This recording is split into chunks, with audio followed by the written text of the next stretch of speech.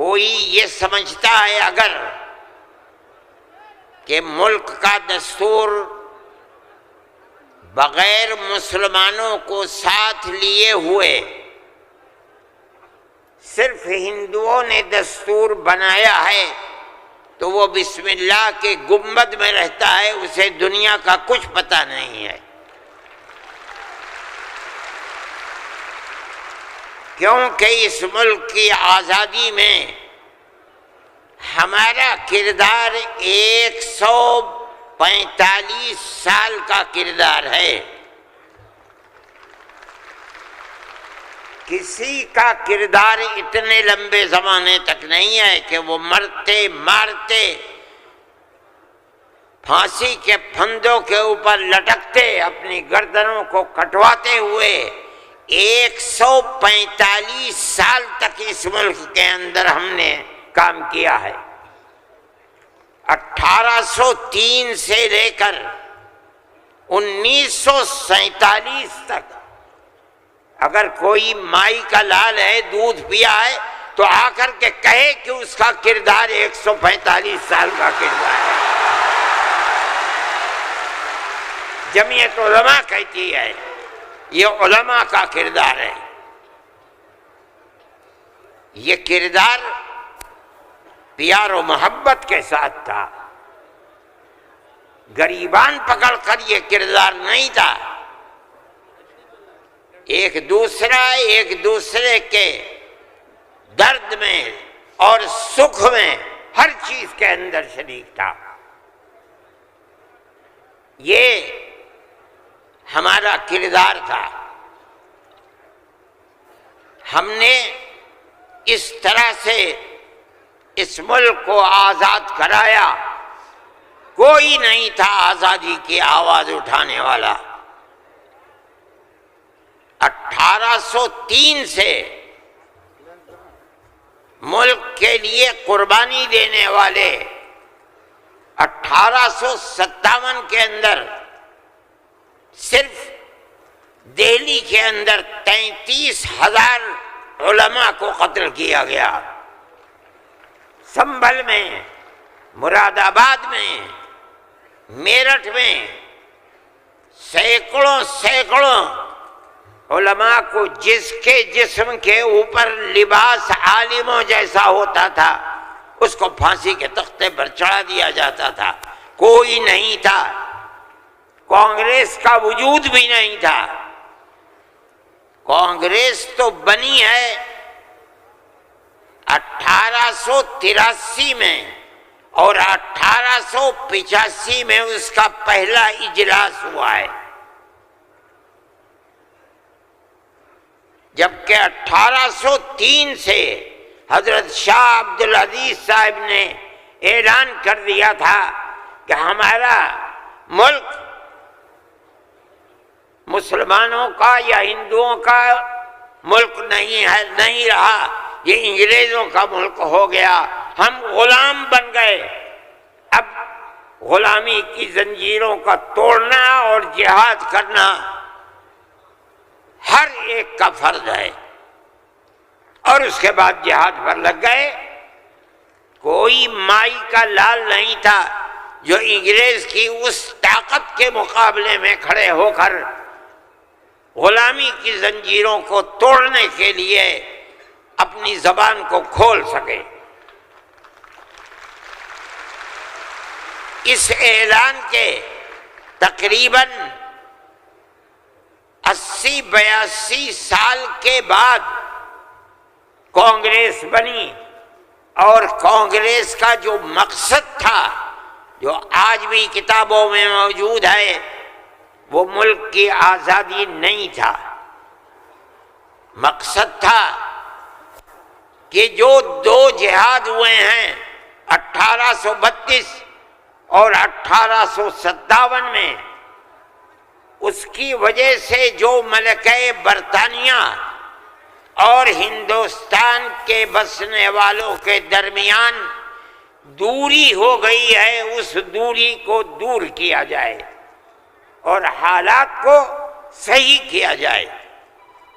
علماء کا یہ نظریہ نہیں تھا علماء کہتے تھے ملک غلام ہو گیا، غلامی کی زنجیروں کو توڑو، انگریز کو بھگاؤ، ملک کو آزاد کراؤ۔ یہ تو حالات تھے جس کے اندر مسلمان داخل ہوئے کانگریس میں، موجود ہیں۔ ایک شخص نے حضرت گنگوئی رحمت اللہ علیہ، جو ہمارے بزرگ ہیں، دارالعلوم کو کی بنیاد رکھنے والے ہیں، سن 1857 کے اندر جیل میں بند ہو گئے تھے۔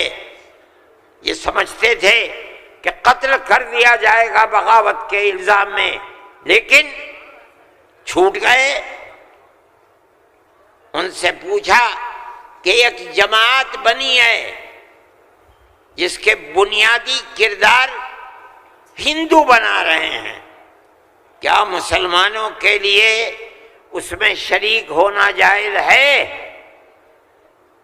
حضرت نے فتویٰ دیا، جس طرح ایک ہندو اور ایک مسلمان کاروبار اور بزنس میں شریک ہو سکتا ہے، تو اسی طرح کانگریس کے ساتھ مسلمان شریک ہو سکتا ہے، بشرطے کہ اپنے دین کا نقصان نہ ہو۔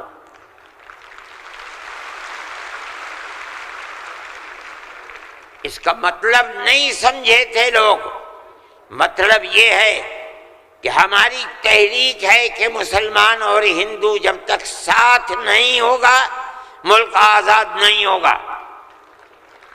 تم اس کے اندر گھسو اور اتنی طاقت پیدا کرو اپنی گھس کر کہ کانگریس کو مجبور کر دو کہ وہ اپنا نقطہ نظر بدل کر ملک کی آزادی کے لیے جد و جہد کرے۔ چنانچہ کانگریس نے اپنا نقطہ نظر بدلا، ملک کی آزادی کو اپنا نقطہ نظر بنایا، اور پھر اس کے بعد ہندو اور مسلمانوں نے شریک ہو کر ایک دوسرے کے ساتھ چل کر ملک کی آزادی کے لیے آواز اٹھائی، قربانیاں دی ہیں، اور انہی قربانیوں کے نتیجے کے اندر ملک آزاد ہوا۔ میرے بھائی، اس بات کو سمجھیے، جیسے جیسے ملک کی آزادی قریب ہوتی جاتی تھی، جمعیت علماء ہند بار بار کانگریس سے کہتی تھی کہ ہم نے تمہارا ساتھ دیا ہے، آج ہم تمہارے ساتھ کھڑے ہیں، ہمیں یہ بتاؤ کہ ملک کی آزادی کے بعد ملک کا دستور کیا رہے گا، کیا سیکولر دستور ہوگا یا مذہبی حکومت ہوگی؟ اگر سیکولر دستور ہوتا ہے ہم تمہارے ساتھ ہیں، اور اگر سیکولر دستور نہیں ہوتا تو ملک کی آزادی میں ہم تمہارے ساتھ نہیں ہیں۔ بار بار ہمارے پاس کانگریس ورکنگ کمیٹی کی تجاویز موجود ہیں، کانگریس بار بار عہد کرتی ہے کہ ملک آزاد ہوگا تو ملک کا دستور سیکولر دستور ہوگا، ہر اقلیت کو اپنے مذہب کے اوپر آزادی سے چلنے کا اختیار ہوگا۔ چنانچہ ملک آزاد ہو گیا۔ اب ملک کی آزادی کے بعد ایک طبقہ اٹھا جس نے یہ کہا کہ کھیر مل گئی ہے، اب اسے کھانے کا وقت آ گیا ہے۔ انہوں نے کہا کہ ملک کی دستور ہندو دستور بنے گا، سیکولر دستور نہیں بنے گا۔ جمعیت علماء کے لوگ تھے، مولانا ابوالکلام آزاد تھے جو جمعیت علماء کی ورکنگ کمیٹی کے ممبر تھے، مولانا مدنی تھے، مفتی اعظم مفتی کفایت اللہ تھے، مولانا حفظ الرحمن سوہروی تھے، اور ان کے پیچھے لاکھوں آدمی تھے۔ انہوں نے کہا جو ہم سے وعدے کیے ہیں ان وعدوں کو پورا کرو، اگر ملک کی تقسیم ہوئی ہے اور مسلمانوں کو ایک حصہ دے دیا. تم نے دیا ہے دستخط ملک کی تقسیم پر، تم نے کیے ہیں، ہم نے جوتے کھائے ہیں، ہمارے گلوں کے اندر جوتوں کے ہار پڑے ہیں، مگر ہم نے ملک کی تقسیم کو منظور نہیں کیا. ہم سے جو وعدہ کیا تھا اس وعدے کو پورا کرو. جو دستور کے اندر دفعات ہیں کہ ہر اقلیت کو اپنے مذہب پر چلنے کا حق ہے، یہ دفعات جمعیت علماء کی دی ہوئی دفعات ہیں، مولانا ابوالکلام آزاد کی دی ہوئی دفعات ہیں، مولانا مدنی کی دی ہوئی دفعات ہیں، مفتی کفایت اللہ کی رکھی ہوئی دفعات ہیں، جن دفعات کی بنیاد پر ہر اقلیت ملک کے اندر ملک وہ حصہ سمجھتی ہے جو حصہ کوئی اکثریت کا فرض سمجھتا ہے. یہ جمعیت علماء کی تاریخ ہے. ہم اپنے مذہبی اعتبار سے دستور کو ہاتھ میں لے کر کہہ سکتے ہیں کہ ہمیں اپنے مذہب پر چلنا اور مذہب کو اختیار کرنے کا حق ہے. اس دستور کے اندر ہے. نعرہ تکبیر! میرے بھائی، نعرہ تکبیر! میرے بھائی، میرے پاس واٹس ایپ نہیں ہے، میں یہ لغو کام نہیں کرتا، نہ مجھے فرصت ملتی ہے کہ میں دیکھتا ہوں ہر وقت واٹس ایپ کو.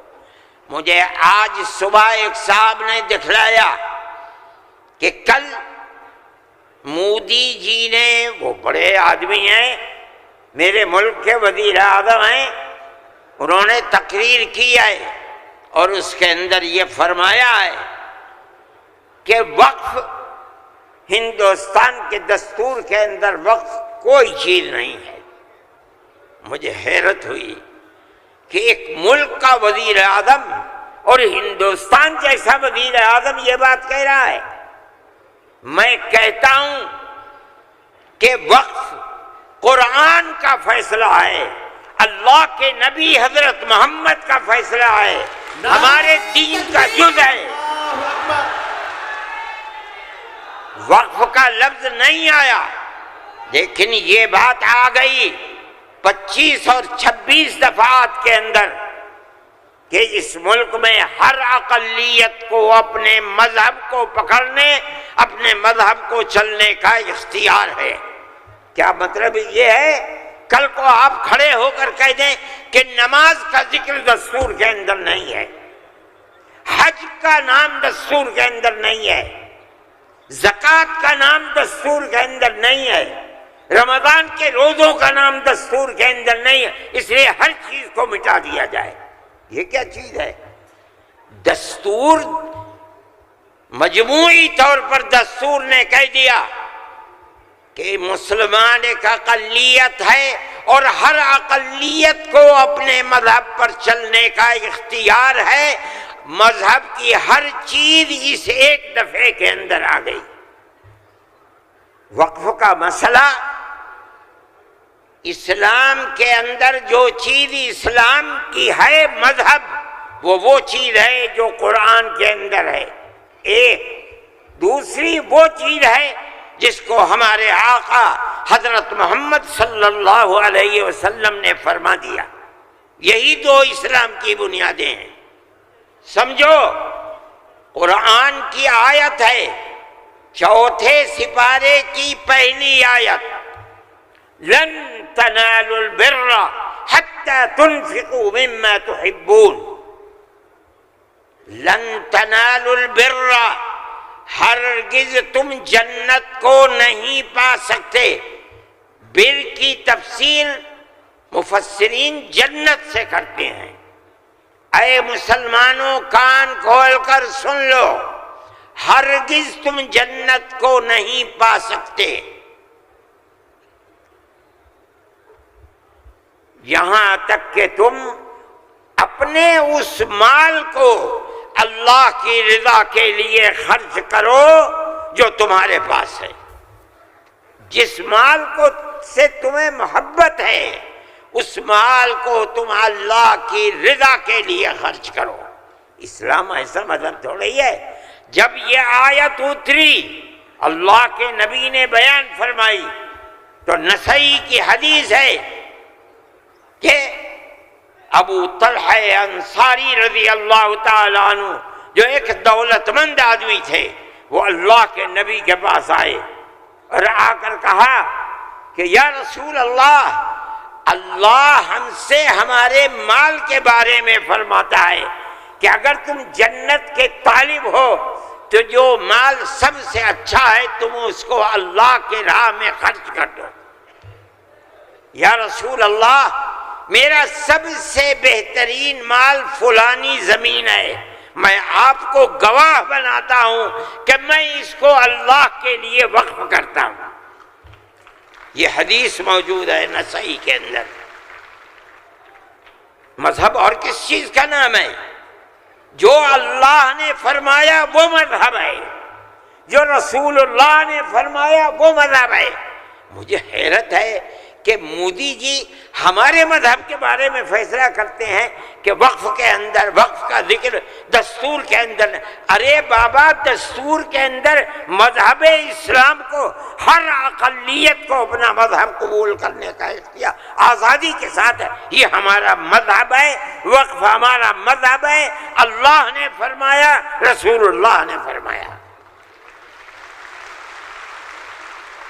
حدیث کے اندر آتا ہے کہ جب انسان مر جاتا ہے، یہ مسلم کی حدیث ہے، اذا مات الانسان انقطع عمله عنه، جب آدمی مر گیا اب اس کے اندر کام کرنے کی طاقت بھی نہیں ہے۔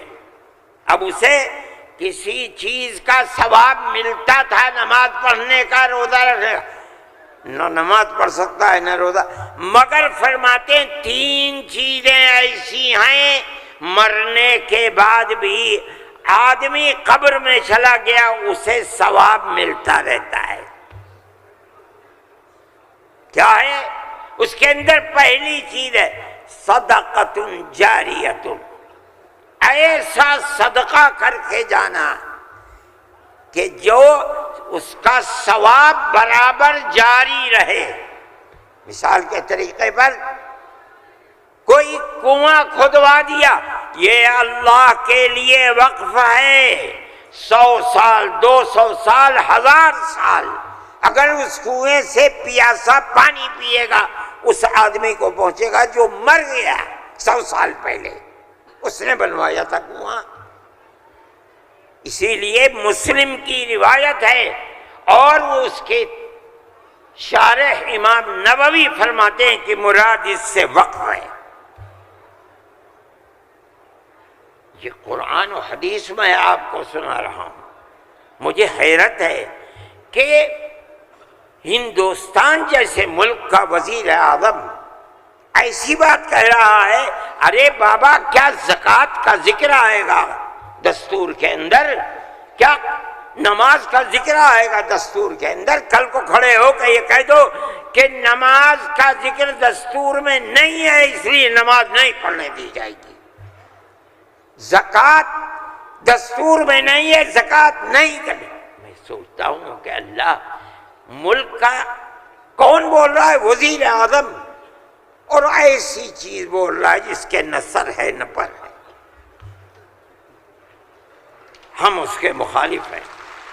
ہم کہتے ہیں پڑھو، خود نہیں پڑھتے، پڑھے ہوئوں کو بلاؤ، ان سے پوچھو دین کیا ہے، مذہب کیا ہے، ہم بتائیں گے۔ ہمارا ملک ہے، ہم ہمیشہ سے اس ملک میں رہتے آئے ہیں۔ اگر ہندو کی ذات برہمن ہے، جاؤ کشمیر میں مسلمان بھی برہمن ہے۔ اگر ہندو تیاگی ہے، مسلمان بھی تیاگی ہے۔ اگر ہندو راجپوت ہے، مسلمان بھی راجپوت ہے۔ ہم کہاں سے آئے ہیں؟ ہم تو اسی ملک کے رہنے والے ہیں۔ جس کو ہندو کوئی مذہب پسند ہے وہ ہندو مذہب کے اوپر ہے، جسے عیسائی مذہب پسند ہے وہ عیسائی بن گیا، جسے سکھ مذہب پسند ہے وہ سکھ بن گیا، جسے اسلام مذہب پسند ہے وہ مسلمان بن گیا۔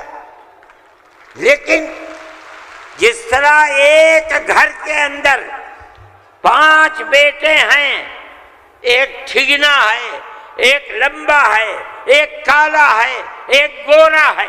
یہ اختلاف باپ اور ماں کے اندر اختلاف کو پیدا نہیں کرتا۔ اسی طرح ہمارا مذہب ہے کہ آدمی کسی بھی مذہب کو اختیار کر لے، لیکن ہندوستانی ہونے میں ملکی اعتبار سے کوئی فرق نہیں ہے۔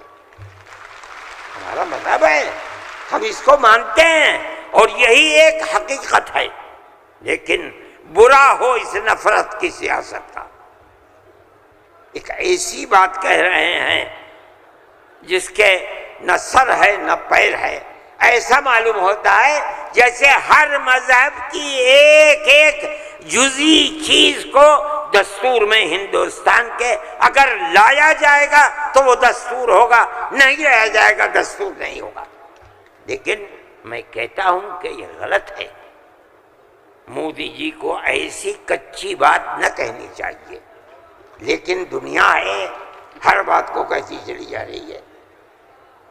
آپ کے برابر میں جب ملک کا پرائم منسٹر یہ باتیں کرتا ہے جس سے مسلمانوں کے خلاف نفرت ظاہر ہوتی ہے، ملک کا ہوم منسٹر ایسی باتیں کرتا ہے تو دوسرے کیوں نہ کریں گے؟ آپ نے دیکھا جھارکھنڈ کے اندر اس کے ذمہ دار بنایا گیا آسام کے چیف منسٹر کو۔ آسام کے چیف منسٹر کی روز کی تقریریں آپ سنیے، مسلمان کو مسلمان نہیں کہتا، اس کی زبان سے مسلمان کا نام نہیں نکلا، ہمیشہ گھس بیٹھیا کہتا ہے۔ میں کہتا ہوں یہ کتنی بڑی جہالت ہے۔ جس برادری کا وہ آدمی ہوگا اس برادری کے مسلمان بھی آسام میں ہوں گے۔ ہندوستان کی کوئی برادری ایسی نہیں ہے جس کے اندر مسلمان نہ ہو۔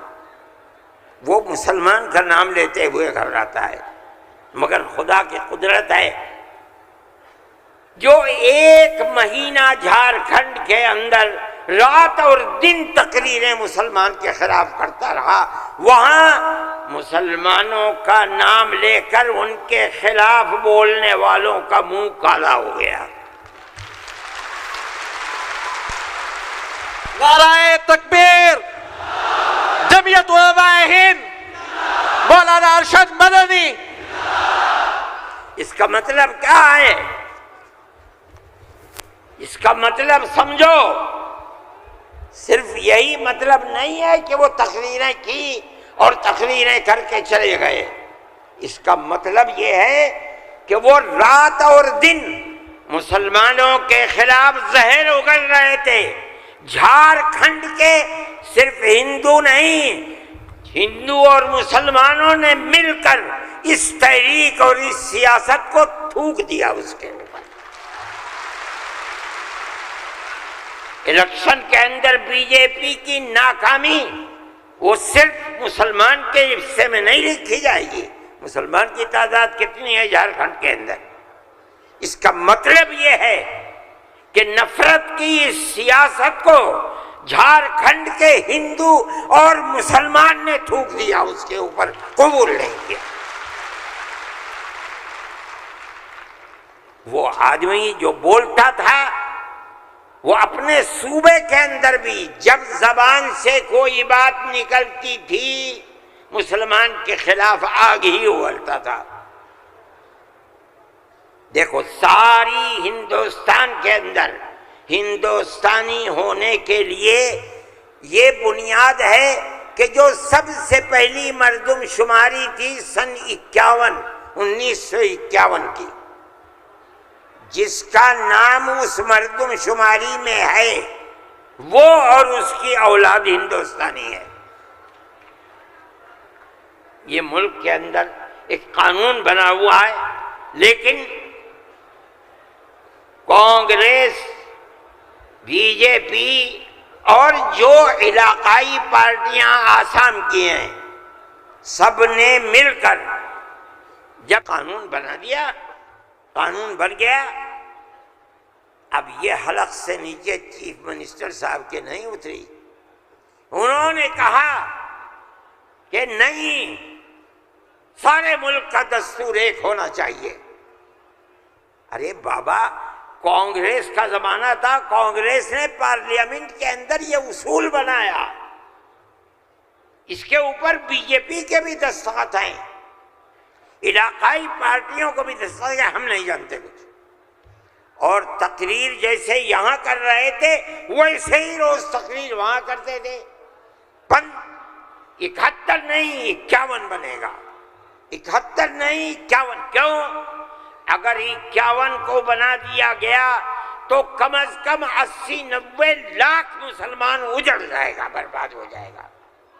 وہ یہ چاہتے تھے کہ مسلمان کو برباد کر دو. آسام میں جمعیت علماء وہ جماعت تھی، ہم گئے سپریم کورٹ میں، ہم نے کہا کہ جب اس زمانے کی حکومتیں متحد ہیں یہ کیسے ہو سکتا ہے؟